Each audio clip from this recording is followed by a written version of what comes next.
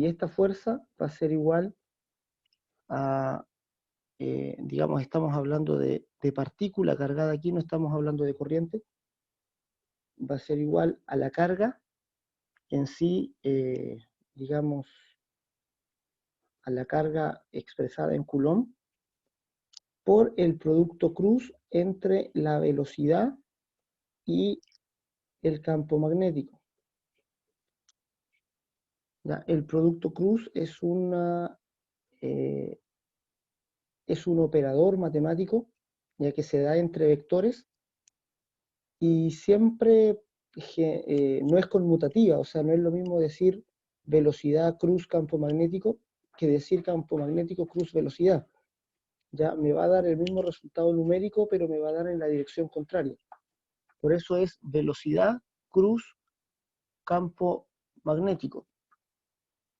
¿Ya? Y siempre el producto cruz entre dos vectores da como resultado un vector que está a 90 grados de ambos. ¿Ya? Es decir, si aquí en este caso el vector, digamos, el vector velocidad viene en una dirección y el vector campo magnético da en otra dirección hacia allá, ya el producto cruz de ambos ya va a ser un vector en la dimensión extra, digamos, en la tercera dimensión. Aquí estos dos están formando, digamos, están en un plano de dos dimensiones. Este va a salir en la tercera dimensión, el producto cruz, ya una dimensión que está a 90 grados con esa, y a 90 grados con esa.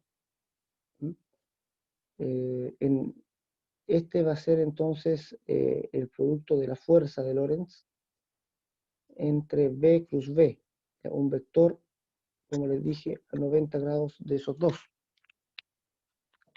No sé, don Nicolás, ¿quiere consultar algo?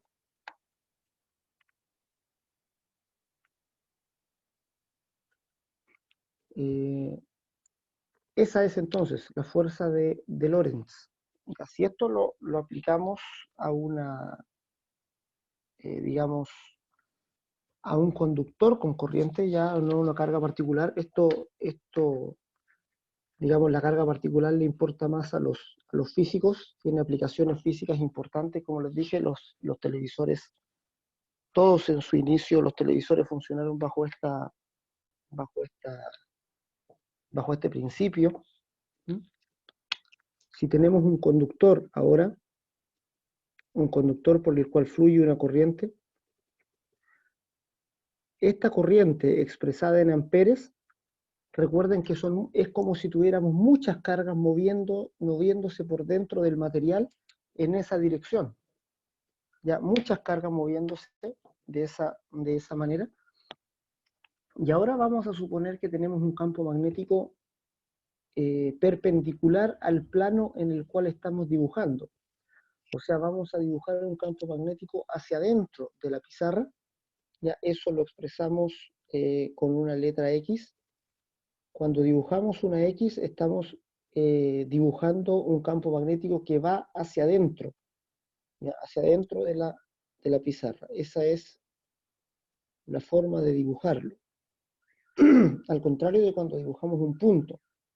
Cuando dibujamos un punto, estamos dibujando un campo magnético que viene hacia afuera, de que está saliendo de donde estamos dibujando. Este campo magnético va ingresando aquí a esta hoja, va hacia adentro, es un campo magnético B.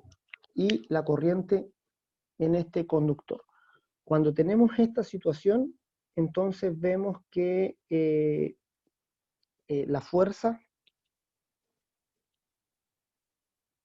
perdón,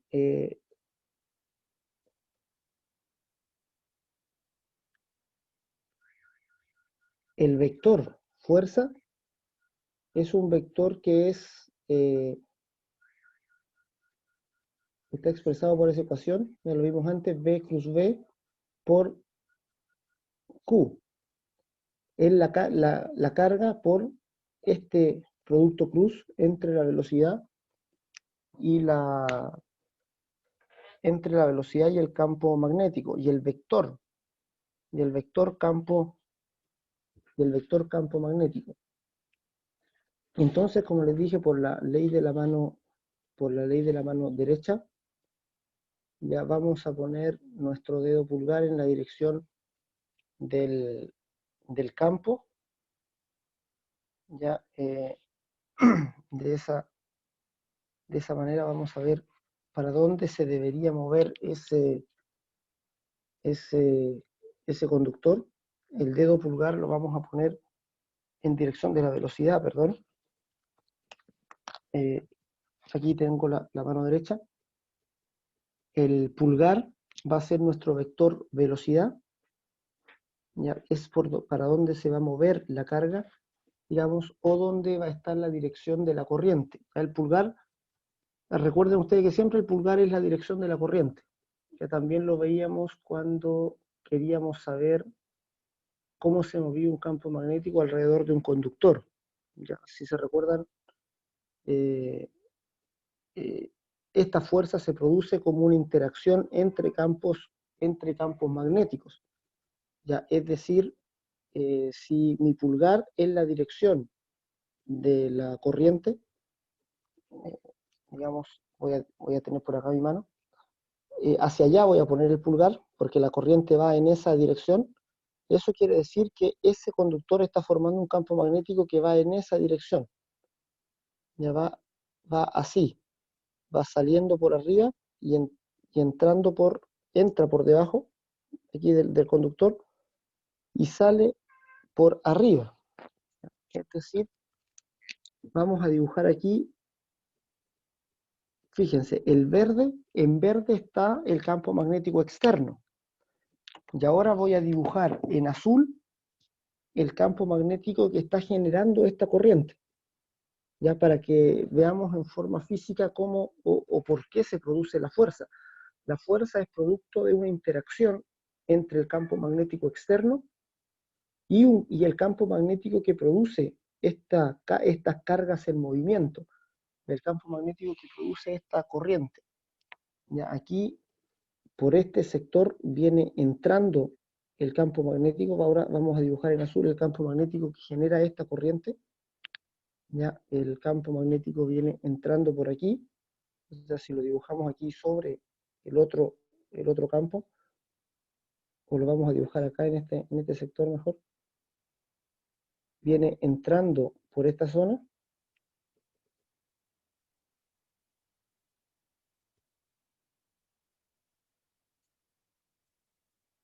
entra por ahí y sale por ese punto.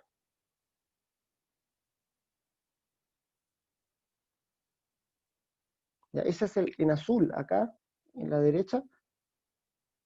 Este es el campo magnético, de esta forma es el campo magnético que está generando esa corriente. Ya dijimos que lo sabemos por la ley de la mano derecha. Si la corriente va hacia allá, el campo tiene esta dirección. Es un campo que está entrando por este lado y saliendo por este de acá. Entonces vemos que el campo en esta zona de aquí abajo se va a sumar, va en la misma dirección el campo externo que el campo generado por esa corriente. Sin embargo, en esta zona el campo va en una dirección contraria. El campo externo va entrando y el campo que produce este conductor viene saliendo hacia acá. Por tanto, vamos a tener una mayor densidad de campo magnético en esta zona que en la de arriba. ¿Ya? Y esa es la razón de la fuerza. O sea, la fuerza de Lorentz se produce por una interacción de dos campos magnéticos finalmente, que es el campo externo, que ya está en verde, y el campo que produce la propia corriente. ¿Ya? La sumatoria de estos dos campos da lugar a esta fuerza que llamamos fuerza de Lorentz. Entonces, tenemos, como les dije, por la ley de la mano derecha aplicada a la fuerza de Lorentz, ponemos nuestro pulgar en la dirección de la corriente nuestros 4 dedos en la dirección del campo magnético, o sea, hacia adentro. ¿Ya? En la dirección del campo magnético me refiero al externo, al que estamos aplicando externamente. Y la fuerza de Lorentz va a ir en la dirección de nuestro pulgar, cuando lo doblemos de esa manera. ¿Ya? O sea, en este caso, ya nuestro pulgar se dobla hacia arriba, hacia la parte de arriba, lo que quiere decir que esa es la dirección de la fuerza. Si la velocidad va en esa dirección y el campo magnético va hacia adentro, entonces la fuerza viene dada hacia arriba. ¿Ya? Esto quiere decir que este conductor va a experimentar una fuerza en esa dirección. ¿Ya? Esa va a ser la fuerza que va a experimentar el conductor. O sea, el conductor va a moverse, finalmente, si es que tiene libertad de movimiento, va a moverse en esa dirección. ¿Ya? Va a moverse hacia arriba el conductor completo, si es que tiene la posibilidad, claro, de hacerlo. Y si el conductor está fijo, de todas maneras experimenta esa fuerza. Y esa fuerza va a depender de la intensidad de la carga, en primer lugar, o sea, la intensidad de la corriente, y también de la intensidad del campo magnético. O sea, depende de 3 cosas, básicamente. Cuando tenemos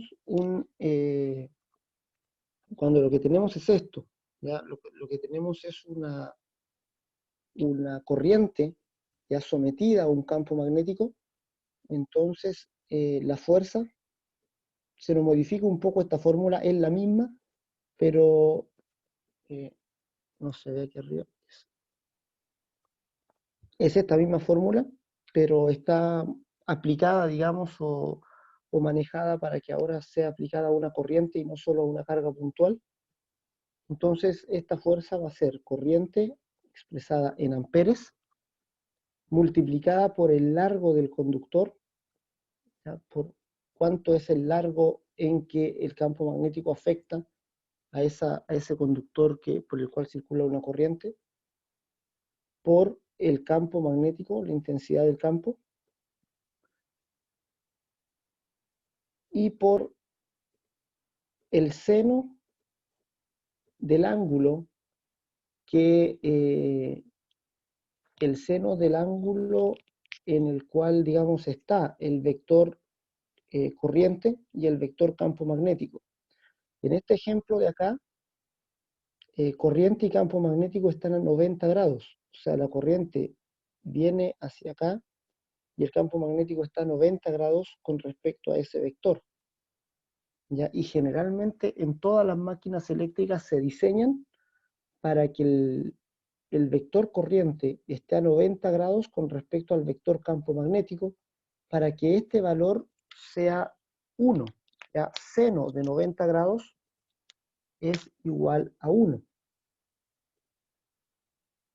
Por lo tanto, la mayor fuerza ya la tenemos cuando este valor es 1. Este valor seno el valor seno el seno de un ángulo siempre va a variar entre 0 y 1. Este valor va a estar entre 0 y 1. Por tanto, en 0 grados, cuando aquí el ángulo θ es igual a 0, la fuerza va a ser igual a 0. Eso quiere decir que cuando el campo magnético va en la misma dirección que la corriente, entonces no hay fuerza de Lorentz, no se experimenta una fuerza. Y cuando θ es 90 grados, tampoco se experimenta fuerza. O sea, si la corriente aquí fuera en la dirección contraria y el campo magnético estuviera a 180 grados, si ambos se encuentran, si la corriente va en una dirección y el campo magnético viene en contra, ¿ya? Y ambos forman un ángulo de 180 grados, están oponiéndose, entonces tampoco se experimenta fuerza.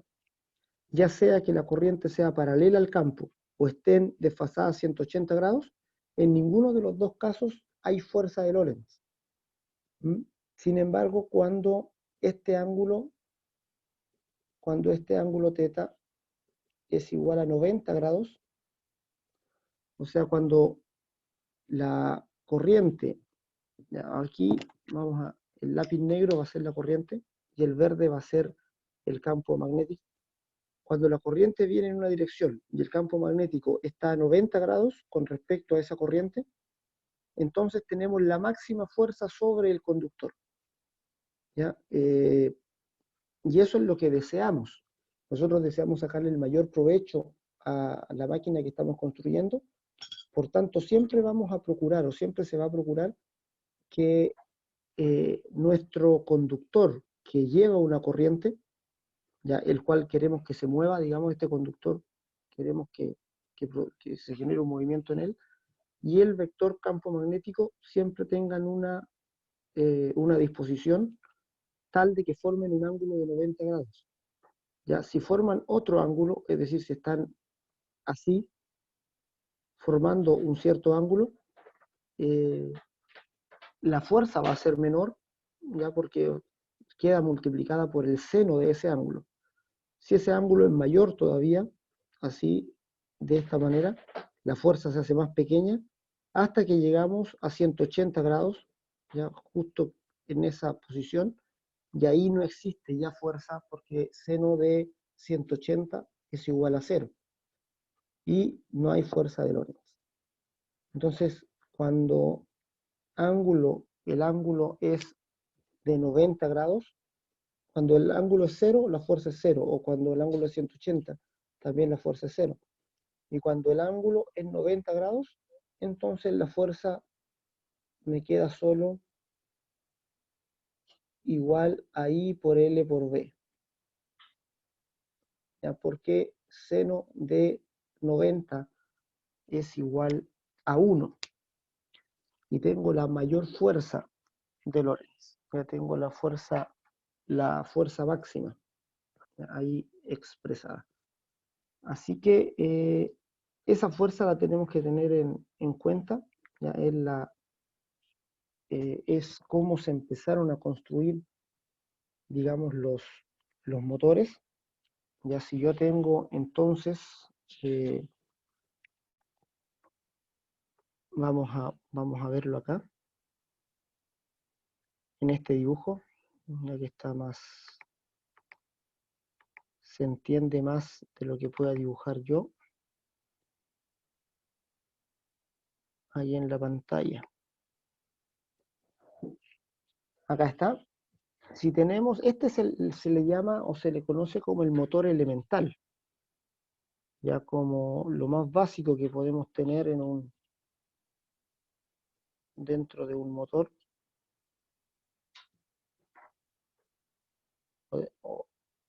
Este, vamos a verlo aquí más cerca. Acá. Acá se alcanza a ver bien. Vamos a acercarlo un poquito más.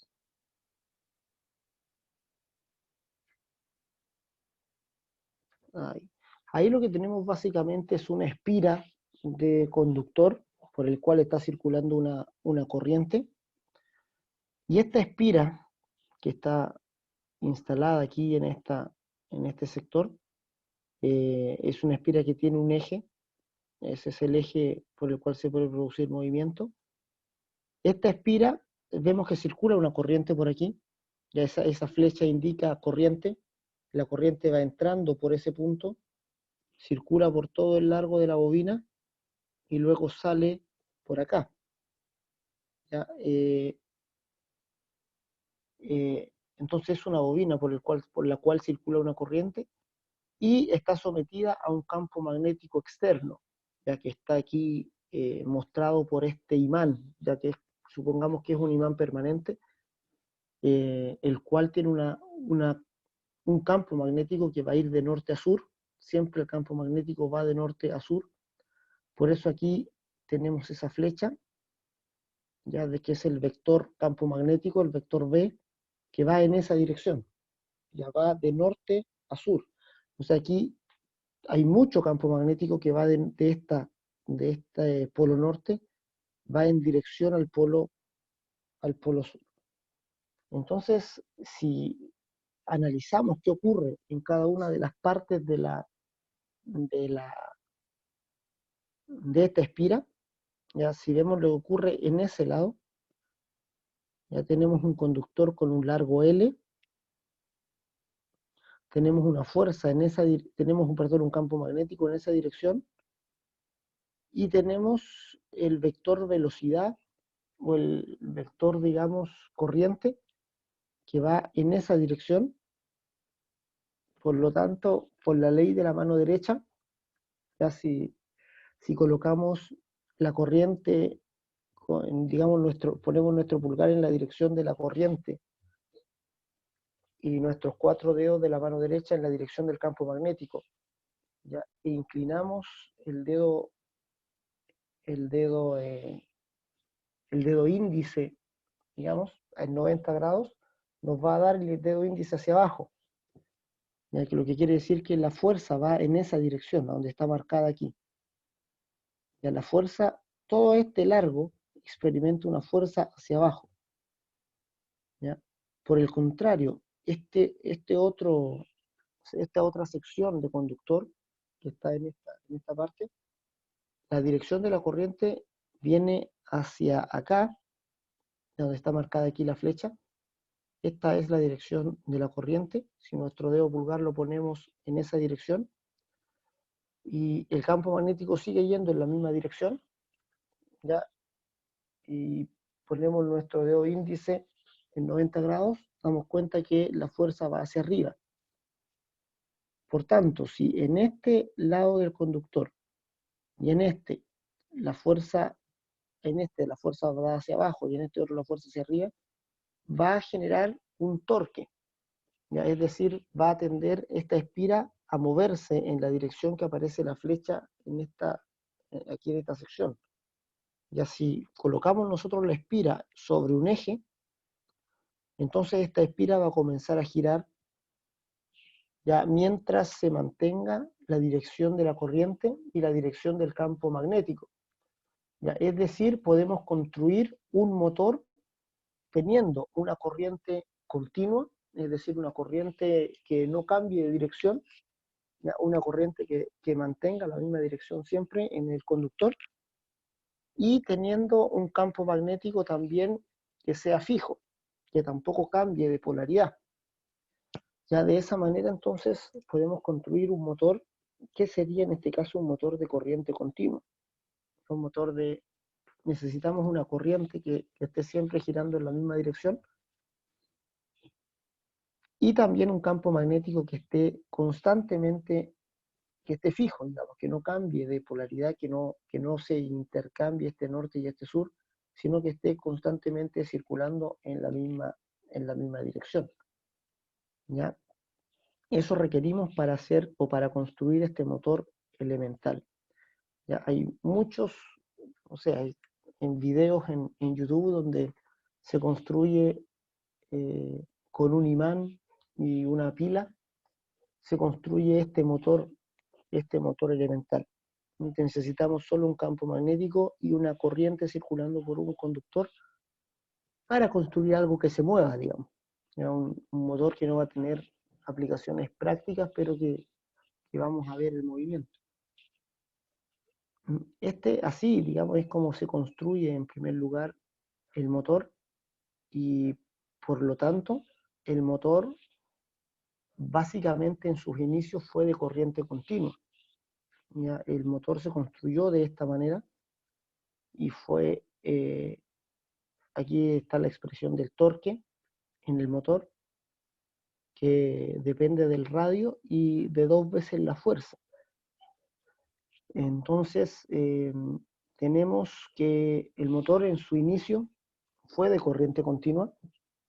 No se pensaba que se pudiera construir un motor de corriente alterna. O sea, hasta aquí, cuando se descubre esto, se empezaron a construir máquinas como esta y tuvimos el primer motor, pero como les digo, se pensaba en ese entonces que el motor de corriente alterna no existía. ¿verdad? Porque es lógico, si aquí la corriente va cambiando de dirección constantemente, el torque resultante va a ser igual a cero. ¿Ya? Entonces necesito que la corriente mantenga una misma dirección y que el campo magnético también mantenga una misma dirección. De esa manera puedo lograr un movimiento continuo de una espira dentro del campo.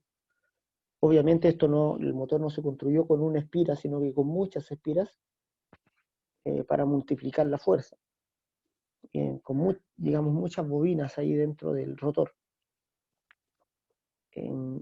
Y no se pensaba en ese entonces, a los finales del 1800, que pudiera existir o pudiera construirse de alguna manera el motor de corriente alterna.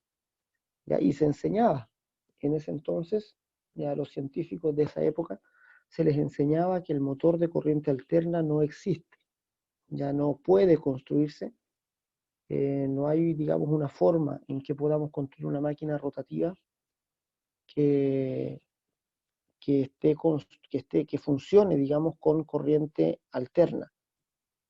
Y aquí viene el gran aporte de Nikola Tesla. Ya a Tesla se le conoce hoy día, es casi una leyenda, y se le conoce más por sus experimentos que no vieron la luz, ya que por sus experimentos que sí la vieron, ya, o que sí fueron un aporte a la ciencia de ese tiempo. Ya se le conoce como una figura mítica hoy día como para hablar de la corriente inalámbrica o un montón de otras cosas, pero fueron experimentos que él tuvo en mente, que no se desarrollaron finalmente, pero se le conoce poco por los aportes que sí hizo, por los aportes que vieron la luz, y el aporte más importante de Tesla en ese ámbito fue la construcción del motor de corriente alterna. ¿Ya? O sea, él estaba seguro de que la corriente alterna era el futuro y no la corriente continua. Lo ayudó, o digamos, el que creyó en sus ideas fue un multimillonario de apellido Westinghouse, el que formó una compañía que compitió con la General Electric de ese tiempo donde trabajaba Edison. De ahí en ese tiempo es el tiempo de la guerra de las corrientes, se le llamó. Y claramente la General Electric tenía las de ganar porque tenía motores ya construidos, y Tesla, por otro lado, con la corriente alterna no podía construir motores todavía. Y el gran aporte de Tesla fue construir el primer motor de corriente alterna, en contra de todo lo que se pensaba, por un fenómeno de inducción. ¿Ya? O sea, se construye el motor de corriente alterna como un motor que trabaja bajo un principio de inducción electromagnética. Y eso fue lo que le dio finalmente la victoria a la corriente alterna. Eh, Fue Westinghouse que ganó la batalla a la General Electric, y después, bueno, la misma General Electric tuvo que abocarse también a la corriente alterna para poder seguir en el negocio. Entonces, tenemos ese aporte grande del motor de inducción, que es el motor que vamos a estudiar en primer lugar. Ya vamos a estudiar el motor de corriente alterna, el motor de inducción, y nos vamos a abocar al motor trifásico de inducción. ¿Ya? Aquí motores eléctricos se han construido muchos, hay una diversidad muy amplia de motores eléctricos. Les voy a compartir aquí una clasificación, ya que hace Beck. Voy a abrir aquí el archivo. Una clasificación de todos los motores eléctricos que existen. ¿Ya? Y vamos a ver que es amplio el rango, desde motores de corriente continua que trabajan bajo este principio que acabamos de ver de la fuerza de Lorentz, hasta motores de inducción, el motor universal en medio, que es el motor que trabaja tanto con corriente alterna como con corriente continua. Tenemos hasta el motor lineal, ya que es un motor que produce un movimiento lineal y no rotativo. Vamos a mirar aquí, a ver, voy a llegar, aquí está. Vamos a compartir, perdón.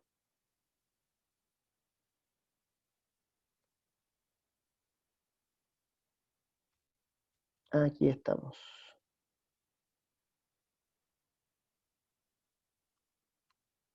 Esta es una clasificación ya de todos los motores, incluye los motores eléctricos existentes. ¿Ya?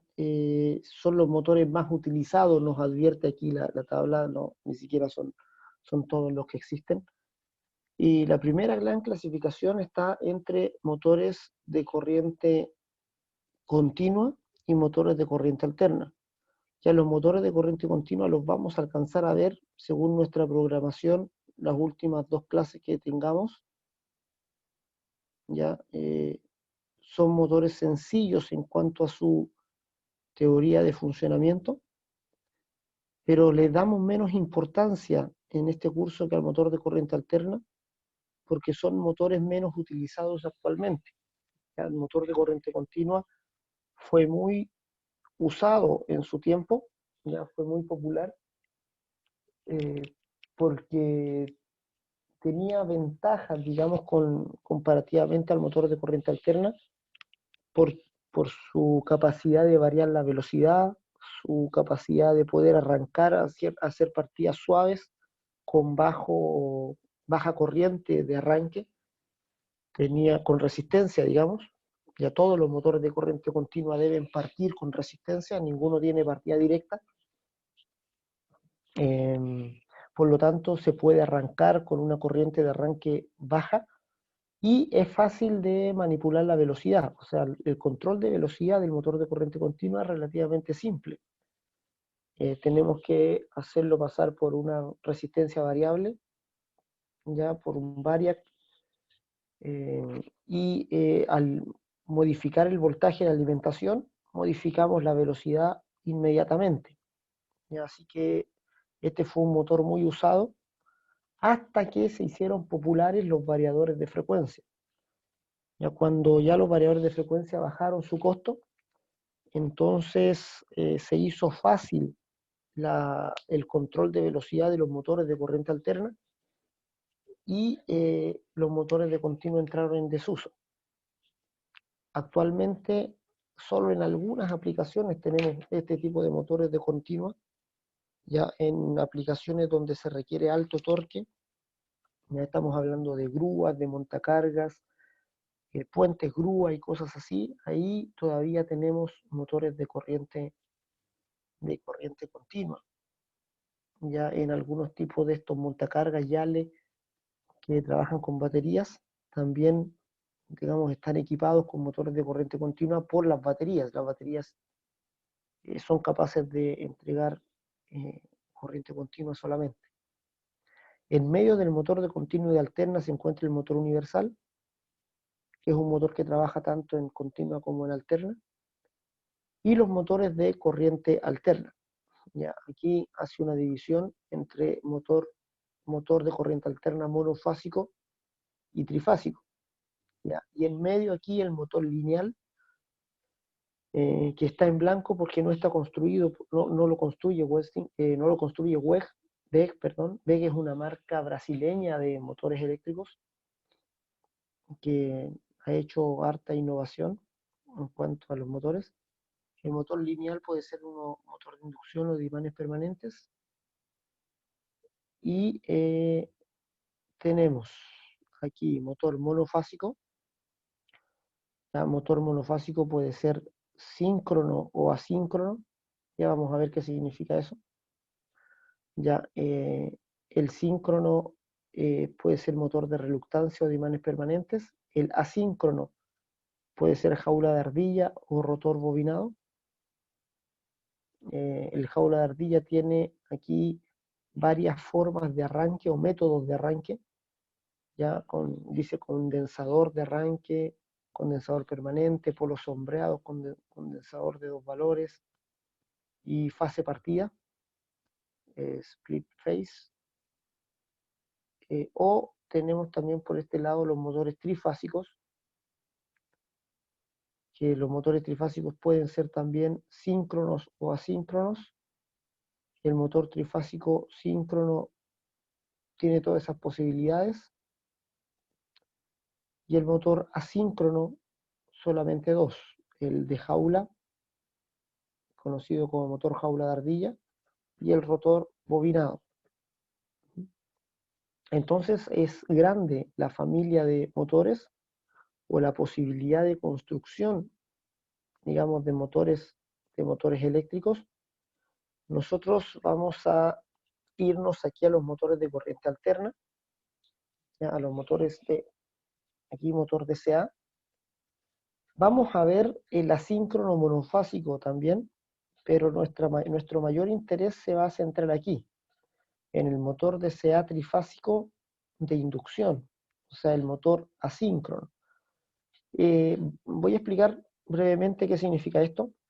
Ya, aquí entran, cuando hablamos de motor de corriente alterna, entran en juego dos tipos o dos clases de velocidad. ¿Ya? Una es la velocidad propia del campo magnético que vamos a generar.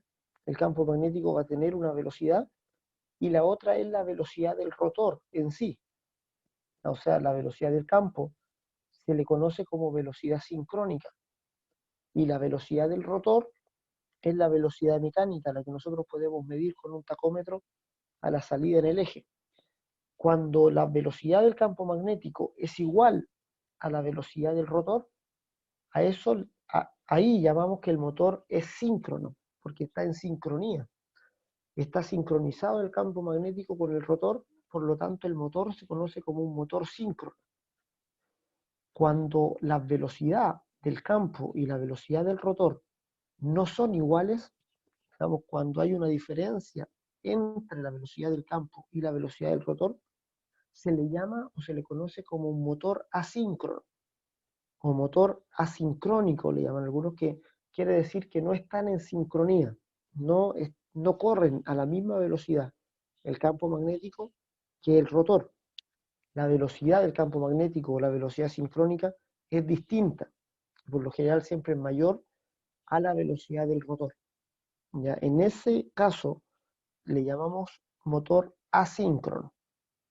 Y el motor asíncrono trifásico, ¿ya?, puede ser o jaula de ardilla o de rotor bobinado. Tenemos esas dos clases de motor, que lo vamos a ver ahora cuando estemos en el taller. Vamos a hacer el reconocimiento de los motores, y ahí vamos a ver las principales diferencias entre uno y otro, ¿ya? Pero aquí nos vamos a centrar en el motor trifásico asincrónico, que es el motor más utilizado en la industria. Incluso el motor de jaula, ¿ya? Podríamos decir que el 90% de los motores que hay en la industria actualmente funcionando, cerca del 90% son motores trifásicos de inducción, jaula de ardilla. O sea, son trifásicos asincrónicos jaula, ¿ya? Hay, los rotor bobinados son mucho menos, se construyen solo para aplicaciones particulares, donde necesito un arranque por medio de resistencias con corriente de partida reducida, pero no son muchas las aplicaciones en las que se usa. Sin embargo, el motor jaula de ardilla es muy versátil, sirve para para muchos tipos, clases de aplicación, y con la construcción y el avance de la electrónica de potencia, ya digamos, principalmente de los partidores suaves y de los variadores de frecuencia, cuando ya se hicieron masivos y su costo bajó, ahora podemos también fácilmente controlar la velocidad del motor jaula. Entonces, este motor se hizo muy popular, es de bajo costo, tiene poca mantención, ahora es relativamente simple modificar su velocidad mediante un variador de frecuencia.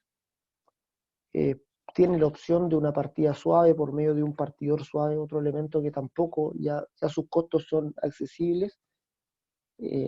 Antes no era así, digamos, hace unas décadas atrás era muy costoso un variador de frecuencia, por tanto se prefería usar un motor de continuo. Para aplicaciones donde necesitábamos control de velocidad, se prefería comprar un motor de corriente continua con una resistencia variable.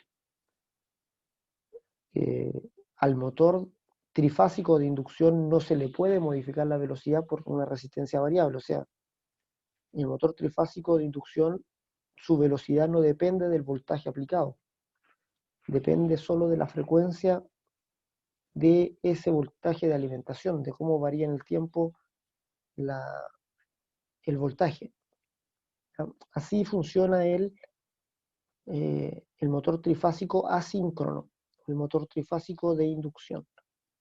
Ya nos vamos a ir hoy día, vamos a ver, el objetivo de hoy es ver, aparte de esta introducción que vimos sobre la fuerza de Lorentz, vamos a ver el campo magnético giratorio, que es lo que vamos a llamar un campo magnético giratorio, ya que su descubrimiento, ya cuando se descubrió que el campo magnético podía girar, digamos, sobre un eje, se entendió que podía ser posible un motor de corriente alterna, ¿ya? Y un motor de esto, a ver, esta guía se la voy a dejar en aula para que la tengan completa esta clasificación de motores.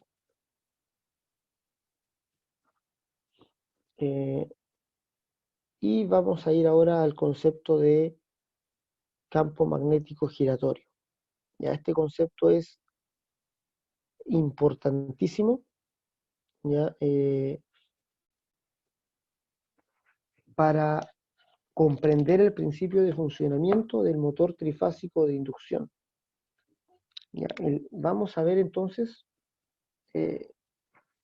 vamos a revisar nuestro objeto de estudio, digamos, va a ser el motor trifásico de inducción.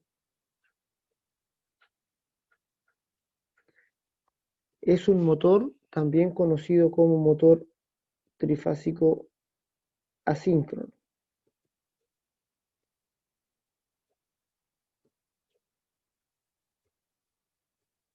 Ya vamos a ver, entonces ya estamos adelantando con esto, al llamarle asíncrono, estamos diciendo que van a haber dos velocidades con las que vamos a trabajar. Estas velocidades son diferentes. Ya una velocidad va a ser la velocidad del campo y otra va a ser la velocidad del rotor en sí. ¿Ya? Lo primero que nos tiene que quedar claro de esto es el concepto de campo magnético giratorio, que vamos a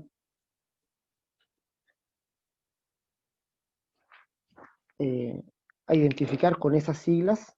O sea, eso va a ser campo magnético giratorio, o sea, un campo magnético que va a circular sobre un eje. Y esto se descubrió cuando se construyó un sistema de bobinas desplazadas una de otra en 180 grados y se les hizo pasar una corriente, un sistema trifásico de voltajes. O sea, se puso una bobina ahí, otra bobina, digamos, ahí,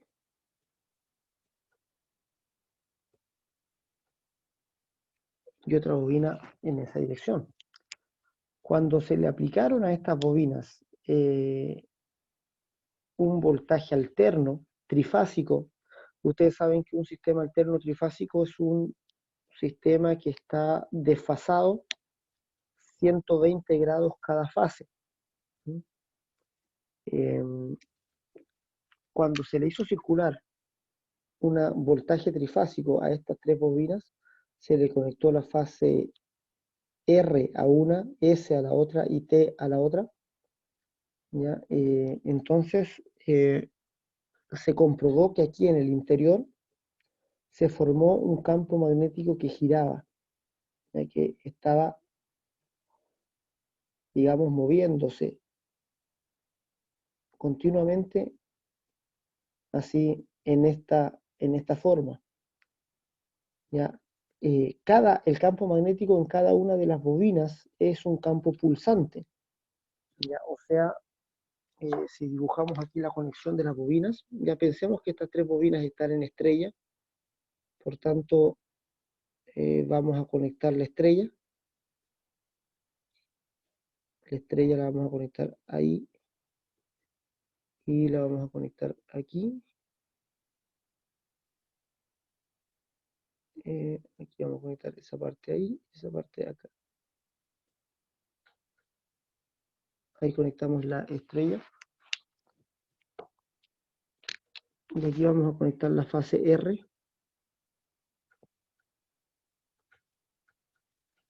la fase S y la fase T. Entonces tenemos tres bobinas alimentadas con tensión trifásica, ¿ya? Por sus tres puntos y por los otros tres puntos formamos una estrella. O sea, esto es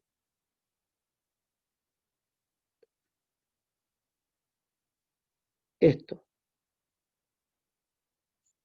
Eso es lo que tenemos, una estrella formada por la fase R, alimentada por fase RST.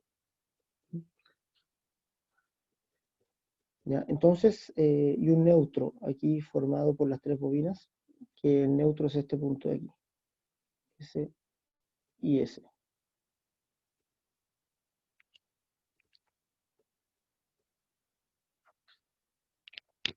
Entonces, cada bobina ya va a tener un campo magnético pulsante, ya la fase entre R y N, la fase entre R y neutro es de esta forma.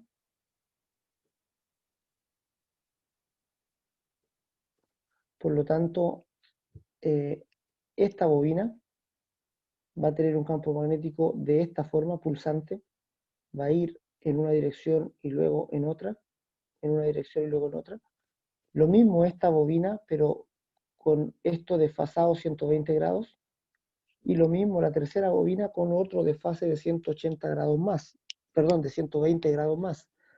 Entonces, vamos a tener tres campos pulsantes.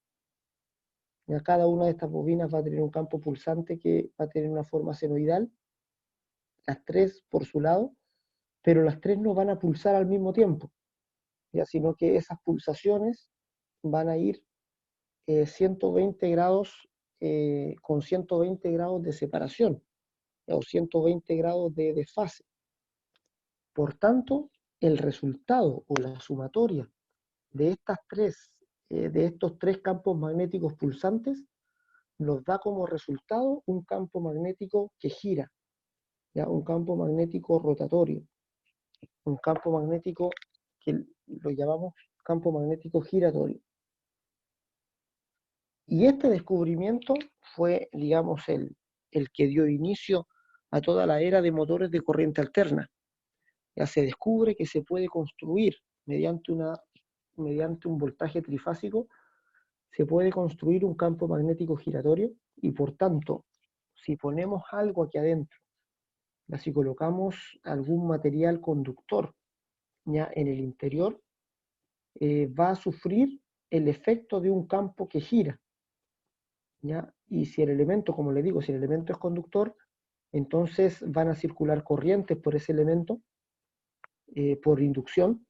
Si aquí pongo, no sé, si pongo un núcleo de fierro, o si pongo una espira de cobre, o si pongo una lata de aluminio, cualquier elemento conductor aquí adentro, entonces este campo magnético va a inducir un voltaje sobre el material, y como el material es conductor, van a circular corrientes por ese material, Y los campos magnéticos generados por esas corrientes van a interactuar con este campo magnético giratorio y se van a producir las fuerzas de Lorentz.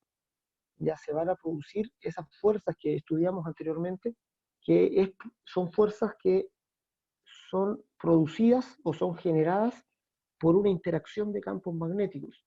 Por un lado, el campo magnético giratorio producido por estas bobinas y por otro, el campo magnético producido por las corrientes que van a circular por el elemento que esté puesto aquí al medio.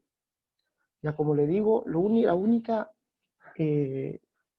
único requisito es que lo que pongamos aquí al medio sea conductor. Ya si el elemento que ponemos aquí al medio es aislante, entonces no se va a mover. Si ponemos, no sé, si ponemos un rotor de caucho aquí, o un motor de madera, ya, o de algún otro elemento que no sea conductor, entonces, digamos, el campo magnético de todas maneras va a inducir voltajes, se va a producir el fenómeno de inducción, pero no van a haber corrientes circulando. ¿Ya? No hay corrientes porque el elemento es aislante. Y al no haber corrientes circulando por el conductor, perdón, al no haber corrientes circulando por ese material aislante, porque es aislante, no van a haber campos magnéticos en el material, por tanto no va a haber ninguna interacción de campos. Y el rotor de madera que pusimos aquí, o el rotor de caucho o de plástico, de vidrio puede ser también, no va a experimentar ningún tipo de movimiento.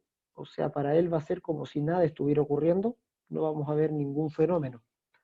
Sin embargo, cuando ponemos un material conductor aquí adentro, ese material conductor, digamos, este campo magnético va a inducir voltajes en el interior del material e inmediatamente van a circular corrientes por el material, por el voltaje inducido. Y esas corrientes van a generar sus propios campos que van a interactuar con este giratorio y el material va a moverse. El material va a ser arrastrado por este campo giratorio y se va a mover en esa dirección, ya en la misma dirección del campo. Pero vamos a ver, siempre se va a mover a una velocidad menor que la velocidad con que se mueve este campo magnético. Este campo que dibujamos aquí va a tener una velocidad que le vamos a llamar velocidad sincrónica, n sub s, ns. Acuérdense de eso, ya es importante. La velocidad, este campo magnético va a girar a una velocidad que le vamos a llamar velocidad sincrónica.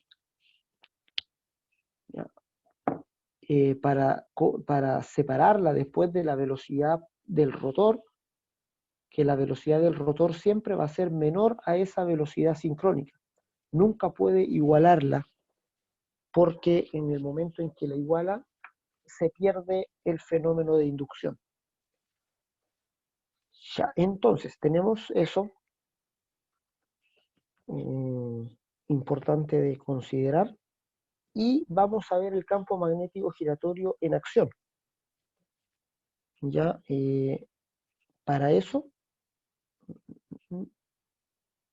vamos a ir a ver unos videos aquí que construyó unos videos que hicieron ahí en la universidad, ya por este tiempo de pandemia. Diego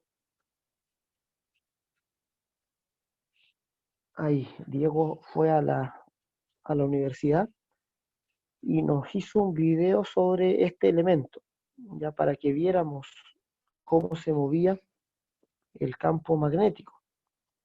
Ya, este es un motor que hay allá en la universidad, es un motor didáctico que sirve para que podamos ver el efecto del campo magnético giratorio. Es un motor, si vemos ahí, con 4 polos. Estas bobinas que se ven en rojo aquí son una sola bobina. O sea, estas 4 que están puestas acá corresponden a la bobina alimentada por una fase. La bobina, por ejemplo, que se alimenta con la fase R es la que está aquí en rojo. y está dividida en cuatro, ya haciendo cuatro polos. Podría haber estado construida por un polo, pero está construida por cuatro. La bobina aquí que está en azul, vemos que está desfasada ya algunos grados con la primera, y la que está en amarillo también está desfasada otros 120 grados con respecto a las anteriores. Entonces es similar a lo que teníamos anteriormente en el dibujo. ¿Ya? Son tres bobinas básicamente, una en rojo, una en azul y una en amarillo, que van a estar alimentadas por corrientes alternas. Y aquí están los bornes de alimentación, donde vamos a hacer, digamos, la alimentación de, la, de estas bobinas, estas tres bobinas, para poder tener un campo magnético giratorio. Entonces vamos a ver que Diego ya tiene conectado acá, ya la parte de los bornes.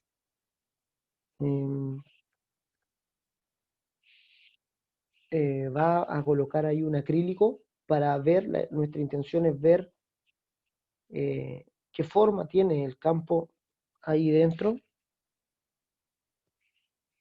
Eh, a ver, ahí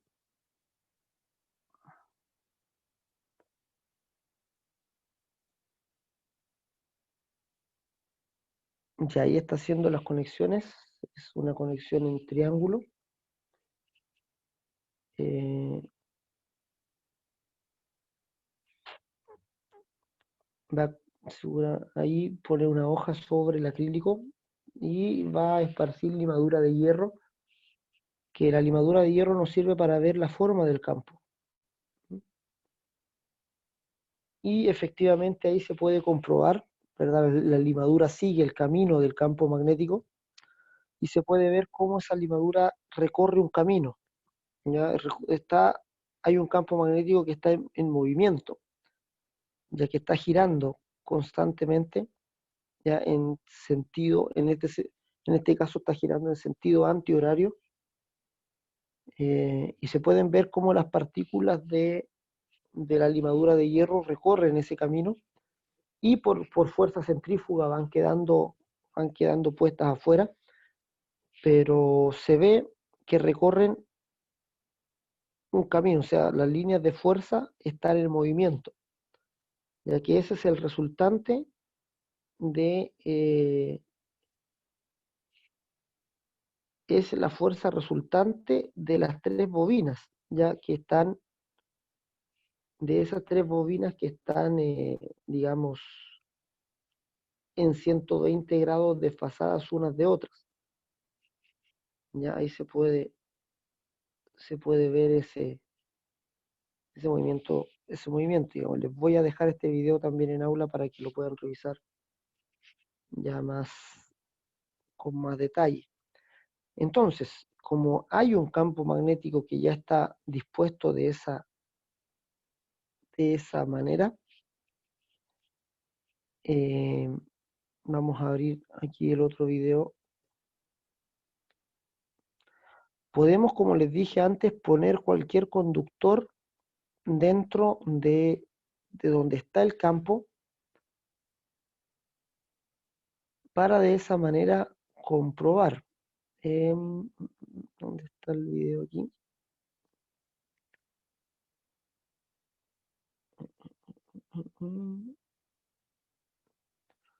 Déjenme aquí que se me perdió esto, a ver.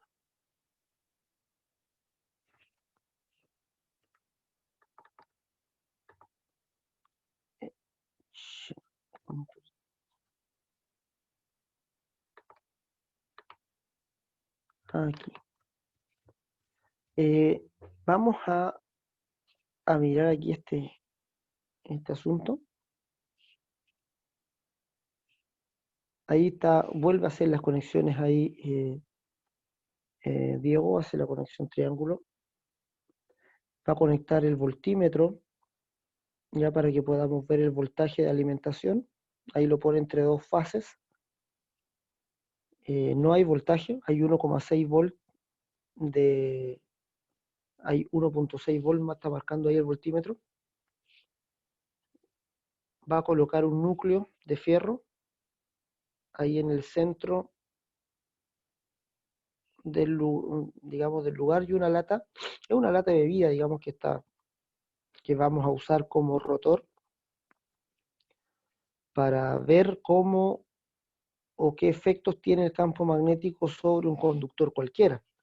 Ya de esta manera vemos que el conductor no necesariamente tiene que ser manufacturado, digamos, sino que cualquier conductor que pongamos en medio va a sentir el efecto del campo magnético giratorio,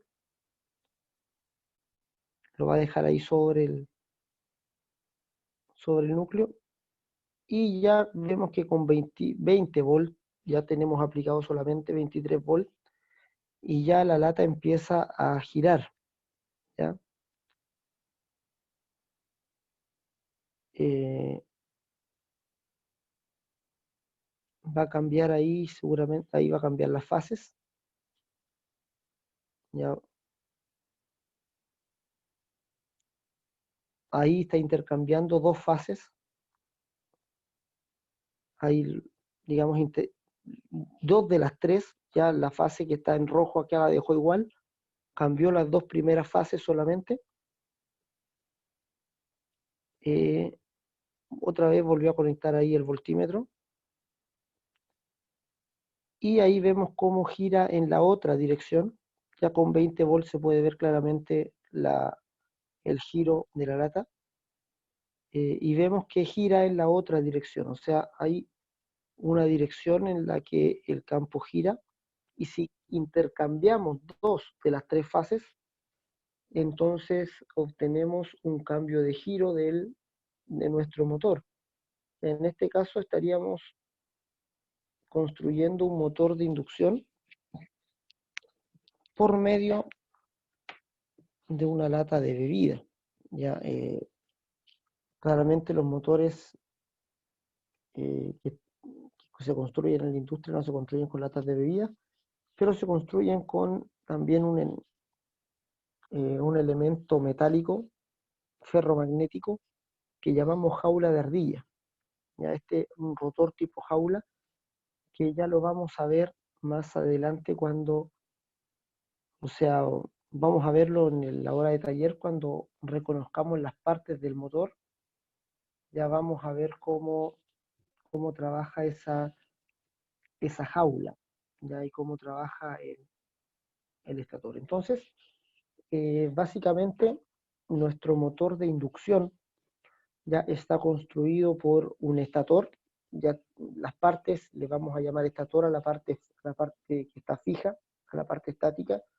Este estator va a tener bobinas, ya que van a ser alimentadas por una tensión trifásica, y estas bobinas van a producir un campo magnético giratorio, un campo magnético que, sumado el campo magnético de las bobinas, digamos, que están en el estator, producen un campo magnético que gira, y como rotor ya podemos tener o una jaula de ardilla, ya se le llama jaula de ardilla por la forma que tiene, ya vamos a ver la forma que posee, o también puede que el rotor esté también con bobinas.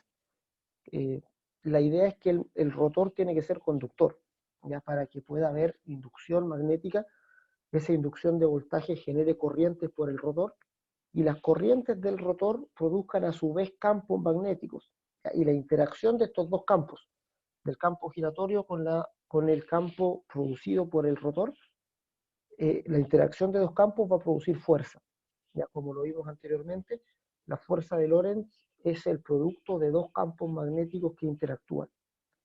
Y de esa manera se puede entonces construir el motor de corriente alterna, ya que es el que vamos a estar estudiando las próximas clases. Ya vamos a ver el principio de funcionamiento en primer lugar, luego nos vamos a dedicar a revisar la placa de datos, los tipos de conexiones que podemos hacer con ese motor y los parámetros de funcionamiento, ¿ya? Es decir, cómo es la corriente que consumen en el arranque, en funcionamiento normal, en vacío, para que podamos también identificar fácilmente cuando hay algún tipo de falla, cuando el funcionamiento no es el normal y podamos también saber cómo hacer la reparación.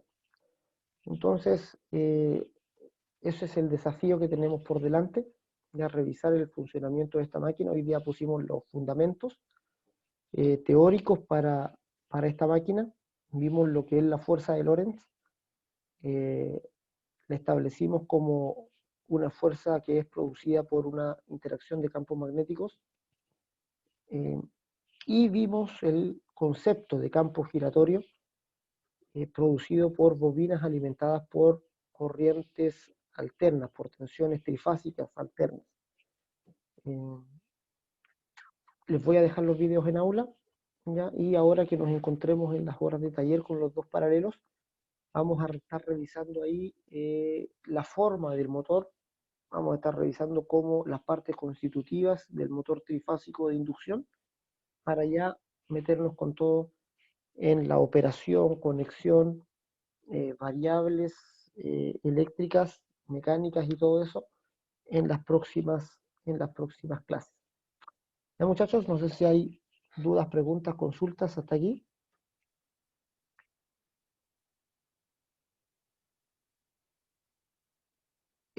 Para los que ingresaron después, no tengo todavía todas las notas de la evaluación de la semana pasada. En cuanto las tenga, las voy a publicar en aula, y vamos a dejar un tiempito para hacer, para resolver también el certamen, y que puedan ustedes ver en qué se equivocaron y tengan esa realimentación. Ya, muchachos, estamos entonces con eso, ya como introducción al motor de corriente alterna, el motor de inducción. Nos encontramos entonces en los paralelos de las clases teóricas ahora a las 11:45 y a las 2 de la tarde con el paralelo 2. ¿Estamos? Vale, profe, yo. Nos vemos. Chao, profe. No hay Chao, profe. preguntas, estamos. Nos vemos. Chao, profe. Nos vemos.